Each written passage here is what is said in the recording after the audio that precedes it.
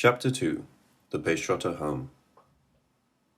Lee Tekle Alamaya of Ethiopia did not share the chagrin of the Harlem Reception Committee over Professor Kouazi's outshining him and taking the major portion of the acclaim that would have been fitting for the King of Kings himself. His mind was more occupied in an endeavor to appraise the grand spectacle. Professor Kouazi, despite his primitive joy in extravagantly exhibiting himself, seemed to Lee Alamaya to be a serious and extraordinarily well-informed man. He had made apparently authoritative and profound statements about Ethiopia of which he, the Lee himself, was ignorant. The Lee was not much of a student of history, not even Ethiopian history. And now he felt that it was incumbent upon him to open his mind to study more. The religious exuberance, the fermenting emotional elan of the Afro-Americans in their manifestation for Ethiopia was strange and perplexing to him. Yet it was sincere, Lee Alamaya believed.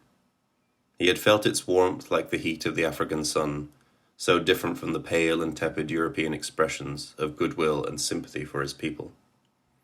He craved and prayed for a real understanding of these Afro-Americans, so that his mission might be crowned with success. Lee Alamaya resided in a downtown hotel, but he was a special guest in Harlem, where his headquarters was established, in the residence of Pablo Peixoto, chairman of the Hands to Ethiopia, in 138th Street. He was treated as a royal guest.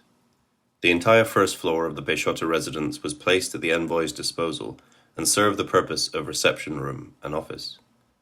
The arms of Ethiopia, with the symbol of the lion carrying a cross, was affixed to the street door of the house. A green canopy extended from the entrance to the curb, and under its full length was unrolled a red carpet. Peixoto insisted upon according his guest all the respect and dignity of an imperial envoy. He wanted the envoy's visit and contemplated tour to pass off without drawing the ridicule of the powerful white world, and for that reason he had at first regretted the eruption of Professor Kouazi and his fantastic exhibition, even though his resentment was softened by the extra avalanche of dollars. Lee Alamaya had arrived prepared for simplicity and the democratic way of doing things. He had experienced enough of the routine of ceremony abroad, and here in America he felt there was a chance of escape. He would be taking a holiday away from it. And he had thought that of all Americans, the Afro-Americans would be less interested in the formalities of titles and courts. Evidently, he was not conversant with the pomp and splendor of titles and uniforms that glittered in Harlem in the heyday of the Pan-African movement. That same evening, Chairman Peixoto had invited some of his colleagues to dinner in order that they should become more closely acquainted with Lee Alamaya and plan immediate work for the organization. Peixoto possessed the executive ability of a steam drill, and he was planning a campaign to raise funds for the organization. Alamaya's schedule was planned for him to meet a number of important persons in the vestry of the church, but the prolongation of the ceremony had caused Peixoto to cancel this arrangement in order that he should rest before dinner. The dinner was served in the large basement dining room. Those present were the Rev. Zebulon Troll and Mrs. Troll, the Hands to Ethiopia's secretary, schoolteacher Newton Castle, Elks official and Chief Scout William Headley, Second Scout Professor Dorsey Flagg of one of the Afro-American universities, Dr. Phineas Bell of Harlem Hospital and Mrs. Bell, Libby Brace, a nurse of Lincoln Hospital, and Mrs. Leah Arzel of the Colored Women's Clubs, tentative head of the women's division of the Hands to Ethiopia. In addition, there were the members of the household, the hostess, Kezia Peixoto, and her daughter, Seraphine. Kezia Peixoto was an efficient housekeeper, not nearly as enthusiastic as her doughty husband over the defense of Ethiopia and the issues involved. She was nevertheless his reliable helper where the household was concerned. She was a haughty-looking woman and very conscious of the fact that she was the wife of one of the wealthiest men in Harlem. The guests were assembled in Lee Alamaya's reception room, where they had drinks, whiskey and soda and imported sherry. The amazing mass meeting was naturally the chief thing talked about. "I think that Professor Kouazi is a bad actor, and something should be done about him," said Mrs. Leah Arzel. "I would say he is an excellent actor," said Peixoto. "His stunt brought us a lot of money, At first I was disgusted when he popped in like a man from Mars, bringing all that bedlam with him. But he dominated that mighty crowd, and that's a big achievement. Leaning against the grand piano and tossing down a double drink of straight whiskey, Professor Dorsey Flagg said, "The trouble with a man like that is that he wants to be a modern scholar as well as an African medicine man, and he gets all tangled up in a crazy jumble of information. I can't see where he is helping our people with such antics. He's just a burlesque of an unconvincing pedant." Lee Alamaya said quietly that he thought Professor Kawazi was amazingly convincing. "You don't mean that, do you?" Mrs. Castle injected her effectively husky voice. "Today's demonstration was a big build-up for you, and Kawazi spoiled the effect of it with his jungle burlesque. He looks so much like one of those hideous African masks in which some white people profess to see a new art." "If you care to have my opinion," said William Headley, "I think Professor Kawazi's part was anything but a burlesque, and he couldn't take away any worthwhile thing from the stature of Prince Alamaya, even if some of the crowd thought he was the prince. I think he was a mighty big help to your meeting. Gee, I wish I could get him to join the Elks." "I think you are right, and I agree with you entirely," said Alamaya. "I prefer Professor Kawazi's performance with his sword and uniform to that of Mussolini and Hitler in Africa." "I object to all uniforms," said Newton Castle. "All the world loved uniforms, and won't do without them," said Alamaya. "Perhaps the best uniform for this age is the obsolete theatrical kind that was chosen by Professor Kawazi." "Oh, I thought that was the same kind of uniform the Ethiopian warriors are wearing today," Seraphine said brightly. "Oh, no, that's the ceremonial uniform of the old tribal kings," said Alamaya. "It isn't worn now. The emperor has been working for years to modernize the army and the country." "And has he been successful, Prince?" said Headley. "I wish you would not call me a prince." "But you are one, aren't you?" said Seraphine. "I am not a member of the imperial family." "But you are a Lee," said Peixoto, "and I was informed that the Ethiopian Lee is the equivalent of the European prince."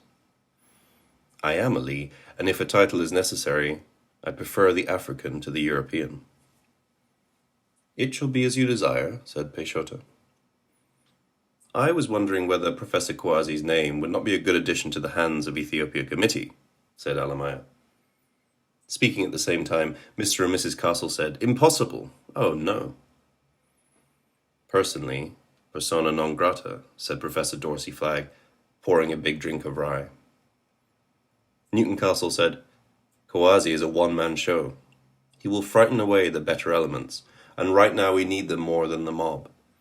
Up till now, we haven't been able to pull in any of the big Afro-Americans, those who front for the people and can get a hearing in Washington. In an organization like this, we need such people, because we'll have to depend a lot on diplomacy." "And so it's better to leave Kawazi out of this particular picture," said Mrs. Castle. All the guests were grouped around Alamaya, except Dorsey Flagg, who was helping himself to another rye, when Mrs. Arzell cried, "Shame on you, Dorsey Flagg. You're acting like a person in a barroom. Look," she said, crossing over to the piano. "He has finished the bottle."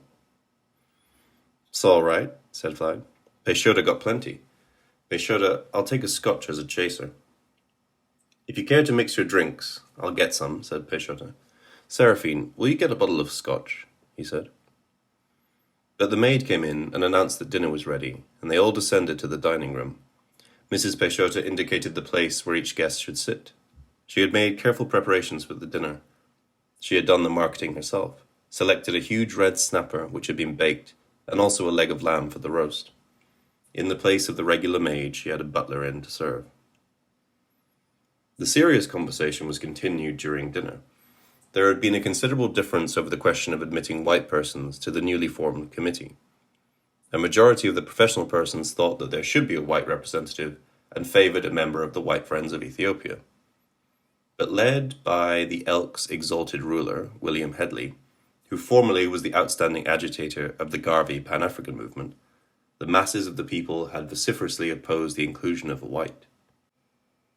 It was also their pressure that had brought about the election of a type of man like Pablo Peixoto as chairman. I still insist it was a mistake to exclude whites from the committee, said Newton Castle. That is purely black chauvinism and isolationism, and no people can stand alone today. The common people feel that Ethiopia was betrayed by the white nations, said Peixoto, and you've got to respect their feelings. It is unfair to say their stand is chauvinism. Ethiopia is fighting alone, and I'm sure you'll get a lot more out of an all-colored organization. You've got to sell it to them. One little black nation, single-handed, almost unarmed, fighting against a mighty white nation. But Ethiopia is not alone, said Castle. What about the sanctions? All the countries in the League of Nations are joined in sanctions against Italy. The sanctions are like passing a lot of resolutions and not acting on them, said Alamaya. Italy is importing all the essential things she needs. The League of Nations is like those curious creatures that I hear exist in Haiti, the zombies, dead nations which act as if they were living without knowing they are dead. But Soviet Russia is not in that class, said Castle. She led the fight to defend Ethiopia in the League of Nations. She insisted on sanctions. Russia is selling more war goods to Italy than any nation, said Dorsey Flagg. Deeds speak better than words, Mr. Castle, and the deeds of Soviet Russia make a mockery of her words. Newton Castle flared. I'll challenge any sodden, foul-mouthed Trotskyite who tries to slander Soviet Russia to prove the charges. I have the facts. Gentlemen, said Peixoto, our aim is to help Ethiopia. That is the mandate of today's meeting, and we must work in unity and harmony to achieve anything. We must not be confused and divided by the issues of the white world. I don't know what is a Trotskyite. I don't know anything about Russia except that it is a communist country, and I am not a communist, nor is Ethiopia. Mr. Castle, won't you eat? Said Mrs. Peixoto. I won't be flattered if my guests neglect my food and imagine my dining room as a committee room. Won't you have some more snapper? She spoke in a slightly playful manner, but her face was stern. If Castle is looking for a real scrap, we'll have to ship into Ethiopia, said Flagg. Now, I hope we'll all get along with a good team without any resignations or sabotage, said Headley. But we are fortunate to have Lee Alamaya here, so that when there is any trouble, he can arbitrate. Lee Alamaya is a representative of the Emperor and a symbol of our united strength, said Peixoto. He must stand above everything. That's perfectly lovely, said Seraphine, and I'll stand up with him above everybody. She was sitting right opposite Alamaya and beamed broadly at him. Everybody laughed, and Seraphine said, Well, I did make you all happy. And, extracting a cigarette from her case, she lit it and smoked, although they were in the middle of the dinner. Mrs. Peixoto said, not disapprovingly, Shame on you, Siri, always saying and doing what you please without any regard to the time and place. Are the Ethiopian girls like that, Lee Alamaya? Said Mrs. Castle, who had the privilege of sitting on his right. Alamaya smiled and replied, Our women are very modern in some things. The conversation now turned on Ethiopian customs, women, dress, food, and nothing serious about the work of the committee was discussed during the rest of the meal.